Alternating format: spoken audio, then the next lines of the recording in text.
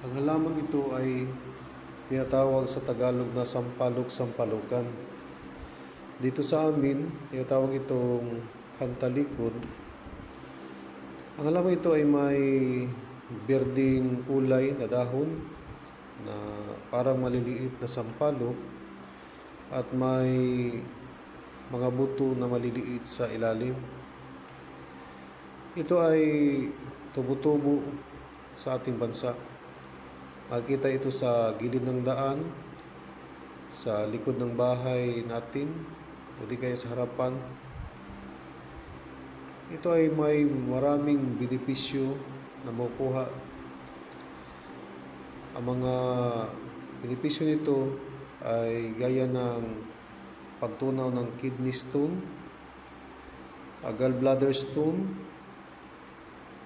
at gamot din ito sa prostatitis, sa hepatitis B, o di kaya sa HIV. Gamutin ito sa diabetes at marami pang iba. Ang procedure nito, paano ito gagamitin? Kumuha ka lang ng isa o tatlong o mahigit pa, depende sa kaya ng pag-iinom mo. Dahil ito ay may taglay itong mapait na lasa. Kumuha ka ng 3 o 5, mahigit pa na puno, na maliliit na puno.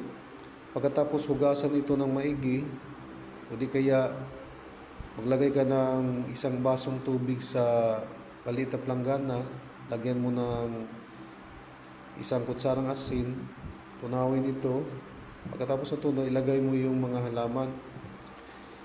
Pagkatapos, magpakulo ka ng 3 o 2 basong tubig. Pagkatapos ilagay ito sa kumukulong tubig. Hanguin ito at palamigin. Pagkatapos, iinumin mo ito habang ito ay mainit-init pa para maganda sa ating katawan. At yan lang po yung masasabi ko sa gamot nito dahil ito ay ginagamit ito ng matagal na. Kahit ang lula ko noon, mga 1980s, nakikita ko na umiinom siya ng ganitong uri na halaman. Yan lang po at God bless.